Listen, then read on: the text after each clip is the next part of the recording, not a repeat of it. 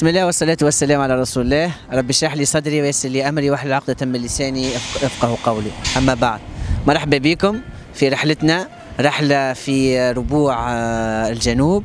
الحمد لله انطلقت الرحلة اليوم الصباح بعد صلاة الصبح، كانت انطلاقة مباركة والحمد لله، إن شاء الله ربي يتقبل منا.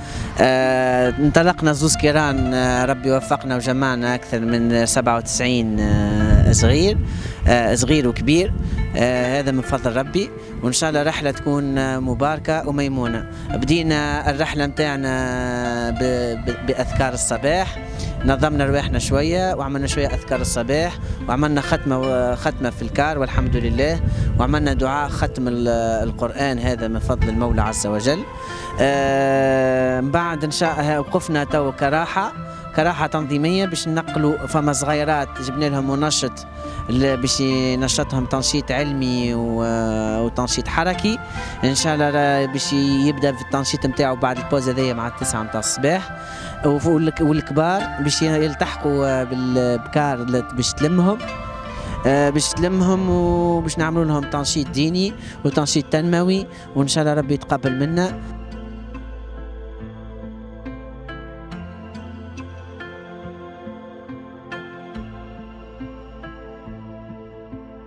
بالنسبة لصلاة الجمعة، طونك الجوامع المساجد الكل في وسط البلاد صليت بريسك ماشيين الضاحية حي الزهور باش يصلوا الجمعة، يصلوا الجمعة نتنوا على صلاة الجمعة ونمشوا نفطروا، وبعد نمشوا لمسجد سيدي إدريس. بالطبيعة التفاصيل من بعد، إن شاء الله المعلومات من بعد.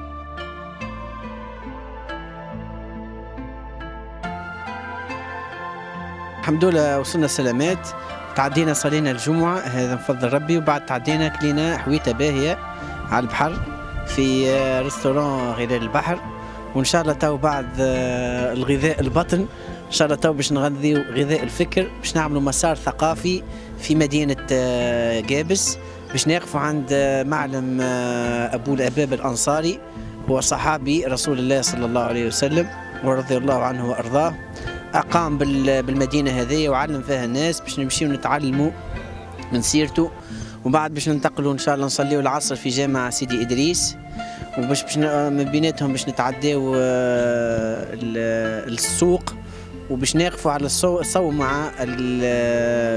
صومعة جامع جارة اللي هي من أجمل المنارات في شمال افريقيا، من اطول المنارات في شمال افريقيا، وان شاء الله من بعدها نقصدوا ربي بعد التسوق في سوق جابس المعروف عليه بالحنه والصناعات التقليديه والملوخيه، باش نقصدوا ربي ان شاء الله المطماطه، ان شاء الله ربي يتقبل منا ان شاء الله. في طريقنا المطماطه تعدينا الواحد شناني جابس، عملنا دوره فك الواحه المزيانه، من بعد وقت وصلنا المطماطه وصلنا لها في الليل، سلمنا البيوت متاعنا، ومن بعد فطرنا، والصغيرات عملنا لهم تنشيط مع المنشط أيمن، تنشيط علمي. في الصباح قصدنا ربي عملنا وقفة على المدرسة الجمانية، هي مدرسة معناها فرع من فروع جامع الزيتونة، أسسها العالم موسى الجماني، والمدرسة هذه استطاعت في 400 سنة اللي فاتت، 400 سنة من الإشعاع، في تجميع أكثر من 40,000 مطماطي عاشوا في المنطقة هذيك بالرغم الظروف الصعبة، لكن بعد الاستقلال وغلق جامع الزيتونة وغلق فروعه المنتشرة على تونس الكل، انتشر الفساد بالبلاد وانتشر الفكر السلبي في البلاد هذيك، حتى انها اليوم ولات مطماطة ما يسكن فيها، خاصة المطماطة القديمة ما يسكن فيها الا 5000 مطماطي فقط. بعد الوقفة والاعتبار بالمدرسة الجمانية هبطنا الحوش سيدي إدريس اللي هو ولا نزل، والخاصية متاعه تم تصوير حرب النجوم فيه في السبعينيات، ومن بعد الدورة في مطماطة والوقفة في نزل سيدي إدريس انتقلنا إلى متحف دار خديجة، وين حضرونا البركوكش المطماطي، وقعدنا القعدة العربي في الحوش هذايا. فما شكون قعد تحت الخيمة، وفما شكون قعد معنا في البيوت المحفورة في الجبل. تم تناول البركوكش المطماطي وتم سماع تاريخ مطماطة. بعد ما كملنا الفطور انطلقنا لدوس وتمتعنا بالكثبان الرملية متاع دوس. وقفنا في استراحة دار خليفة، صلينا فيها الظهر والعصر. بعد انطلقنا إلى قبلي القديمة، ودخلنا الواحة قبلي وشفنا جمال الواحة. وقفنا على مدينة قبلي اللي فيها معناها اعتبرنا بعبرة كيفية تغريب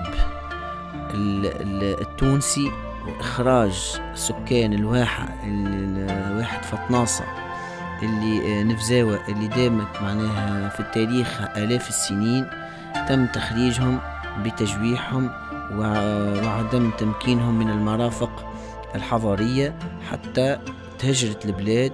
وشفنا خراب المعمر سواء كان في وقته وإلا من بعد الاستقلال، كيفاش خربت البلاد هذية بلاد معناها الصالحين. وبعد خرجنا من قبلي القديمة وانطلقنا لشط الجريد، وقفنا في شط الجريد خذينا تصاور مزيانة وشفنا وتمتعنا بغروب الشمس في شط الجريد. بعد كملنا ثنيتنا حتى وصلنا النفطة. اليوم الثالث كان أحلى أيام الرحلة. بدأ نهار بتنظيم البرامج متاع يوم نفطة وتنشيط الأطفال في الصباح. بعد انطلق الركب في جولة في واحد نفطة، والوقوف لأخذ تصاور في الكرباية ذي بلاصة معناها تغزل النفطة من الفوق، بلاصة مزيانة على الآخر. وبعد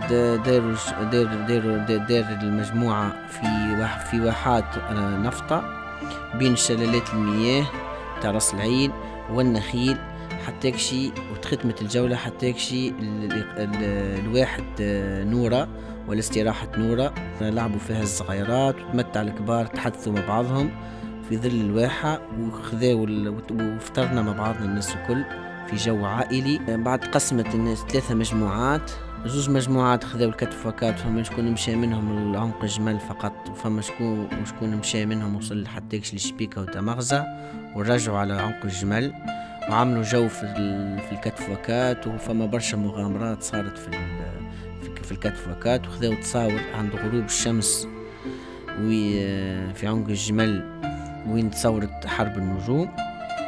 والبقية المجموعة الثالثة خذت لي كاليس وعملت دورة في وسط واحة نفطة، وقفت في واحة من واحات نفطة باش تسمع درس على منافع التمر وبعض المواعظ الدينية. المجموعة هذيك كملت المسار متاعها في الواحة، وبعد انطلقت في مسار في مدينة نفطة القديمة والوقوف على بعض المعالم والرموز المجتمعية في المنطقة. وبعد وفاء المسار الثقافي متاعهم في المدينة العتيقة في دار هويدي اللي هي متحف دار قديمة تم ترميمها وجعلها مرفق من المرافق السياحية في نفطة. تم تنشيط المجموعة ببعض المداخلات في التنمية البشرية.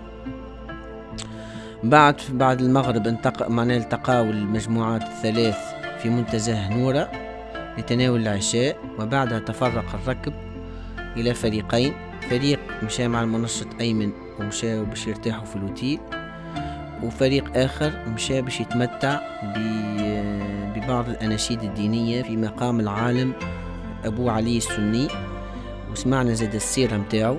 نهار الرابع كان نهار الختامي، الناس انطلقت معناه باكرا التوزر، منهم اللي مشى خذ الكواد وعمل دورة في الواحة وبالصحراء بالكواد، خاصة منهم الشباب، منهم اللي دخل لدار الشريط، ومنهم اللي دخل الشقواق، منهم اللي عمل دورة في الواحة توزر بالكاليس.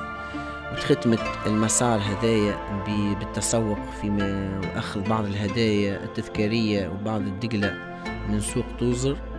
ثم معناها تجمعوا الناس في الكيران وانطلقنا إلى تونس، والحمد لله. وقفنا في جامع عقبة بن نافع، خذينا فيه تصاور وخذينا فيه المقروض.